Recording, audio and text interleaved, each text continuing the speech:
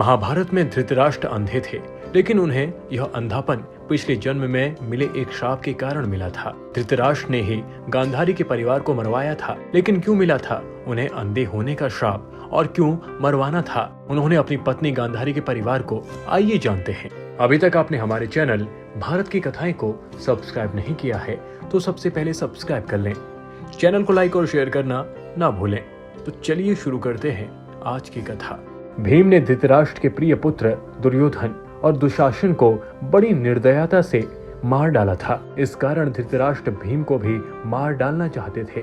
जब युद्ध समाप्त हो गया तो श्री कृष्ण के साथ युधिष्ठिर, भीम, अर्जुन, नकुल और सहदेव महाराज धृतराष्ट्र से मिलने पहुंचे। युधिष्ठिर ने धृतराष्ट्र को प्रणाम किया और सभी पांचों पांडवों ने अपने नाम लिए और प्रणाम किया। श्री कृष्ण महाराज के मन की बात पहले से ही समझ गए थे। वे भी भीम का नाश करना चाहते हैं। धृतराष्ट्र ने भीम को गले लगाने की इच्छा जताई तो श्री कृष्ण ने तुरंत ही भीम के स्थान पर भीम की लोहे की मूर्ति आगे बढ़ा दी। धृतराष्ट्र बहुत शक्तिशाली थे।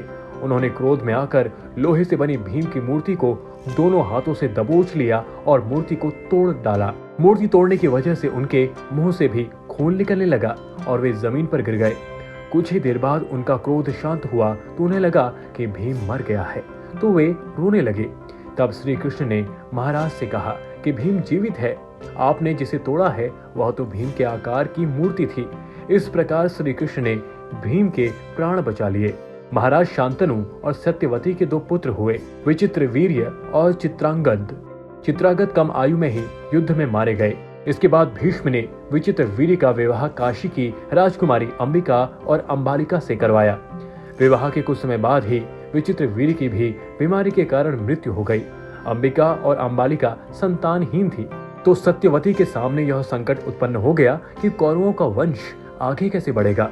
वंश को आगे बढ़ाने के लिए सत्यवती ने महर्षि वेदव्यास से उपाय पूछा। तब वेदव्यास से अपनी दिव्य शक्तियों से अंबिका और अंबालिका से संतानें उत्पन्न की थी। अंबिका ने महर्षि के भय के कारण आंखें बंद कर ली थी, तो इसकी अंधी संतान के रूप में धृतराष्ट्र हुए। दूसरी राजकुमारी अंबालिका भी महर्षि के डर से डर गई और उसका शरीर पीला पड़ गया था, तो उसकी संतान पांडु हुई। पांडु जन्म से ही कमजोर थे। दोनों राजकुमारियों के बाद एक दासी पर भी महर्षि वेदव्यास ने शक्तिपान किया था। उस दासी से संतान के रूप में महात्मा विदुर उत्पन्न हुए। धृतराष्ट्र अपने पिछले जन्म में एक बहुत दुष्ट राजा था। एक दिन उसने देखा कि नदी में एक हंस अपने बच्चे के साथ आराम से विचरण कर रहा है। उसने आदेश दिया कि उस हंस की आंख फोड़ दी जाए और उसके बच्चे को मार दिया जाए। इसी वजह से अगले जन्म में वह अंधा पैदा हुआ और उसके पुत्र भी उसी तरह मृत्यु को प्राप्त हुए जैसे उस हंस के। धृतराष्ट्र, पांडु और विदुर के पालन पोषण का भार भीष्म के ऊपर था। तीनों पुत्र बड़े हुए तो उन्हें विद्या अर्जित करने भेजा गया। धृतराष्ट्र बल विद्या में श्रेष्ठ हुए। पांडु धनुर्विद्या और विदुर धर्म और नीति में पारंगत हो गए। तीनों पुत्र युवा हुए तो बड़े पुत्र धृतराष्ट्र को नहीं बल्कि पांडु को राजा बनाया गया, क्योंकि धृतराष्ट्र अंधे थे और विदुर दासी पुत्र थे। पांडु की मृत्यु के बाद धृतराष्ट्र को राजा बनाया गया। धृतराष्ट्र नहीं चाहते थे कि उनके बाद युधिष्ठिर राजा बने, बल्कि वे चाहते थे कि उनका पुत्र दुर्योधन राजा बने। इसी कारण वे लगातार पांडवों पुत्रों की उपेक्षा करते रहते थे।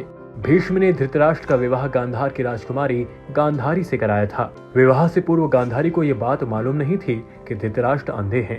जब गांधारी को यह बात मालूम हुई तो उसने भी अपनी आंखों पर पट्टी बांध ली। अब पति और पत्नी दोनों ही अंधे के समान हो गए थे। धृतराष्ट्र और गांधारी के 100 पुत्र और एक पुत्री थी। दुर्योधन सबसे बड़ा और सबसे प्रिय पुत्र था। दुर्योधन के प्रति धृतराष्ट्र को अत्यधिक मोह था। इसी मोह के कारण दुर्योधन के गलत कार्यों पर भी वे मौन रहे। दुर्योधन की गलत इच्छाओं को पूरा करने के लिए भी हमेशा तैयार रहते थे। यही मोह पूरे वंश के नाश का कारण बना। धृतराष्ट्र का विवाह गांधार देश की गांधारी के साथ हुआ।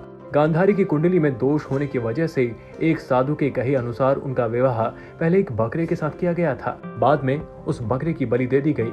यह बात गांधारी के विवाह के समय छुपाई गई थी। जब धृतराष्ट्र को इस बात का पता चला तो उन्होंने गांधार, नरेश, सुबाला और उसके 100 पुत्रों को कारावास में डाल दिया और काफी यातनाएं दी। एक एक करके सुबाला के सभी पुत्र मरने लगे। उन्हें खाने के लिए सिर्फ मुट्ठी भर चावल दिए जाते थे। सुबाला ने अपने सबसे छोटे बेटे शकुनी को प्रतिशोध के लिए तैयार किया। सब लोग अपने हिस्से के चावल शकुनी को देते थे ताकि वह जीवित रहकर कौरवों का नाश कर सके। मृत्यु से पहले सुबाला ने धृतराष्ट्र से शकुनी को छोड़ने की विनती की, जो धृतराष्ट्र ने मान ली।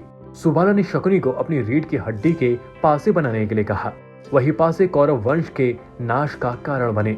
शकुनी ने हस्तिनापुर में सबका विश्वास जीता और 100 कौरवों का अभिभावक बना। उसने न केवल दुर्योधन को युधिष्ठिर के खिलाफ भड़काया, बल्कि महाभारत युद्ध का आधार भी बनाया। युद्ध के बाद धृतराष्ट्र और गांधारी पांडवों के साथ एक ही महल में रहने लगे। भीम अक्सर धृतराष्ट्र से ऐसी बातें करते थे जो कि उन्हें पसंद नहीं थी। भीम के ऐसे व्यवहार से धृतराष्ट्र बहुत दुखी रहने लगे। वे धीरे धीरे 2 दिन 4 दिन में एक बार भोजन करने लगे। इस प्रकार 15 वर्ष निकल गए। फिर एक दिन धृतराष्ट्र के मन में वैराग्य का भाव जाग गया और वे गांधारी के साथ वन में चले गए। अभी तक आपने हमारे चैनल भारत की कथाएं को सब्सक्राइब नहीं किया है तो सबसे पहले सब्सक्राइब कर लें। चैनल को लाइक और शेयर करना ना भूलें।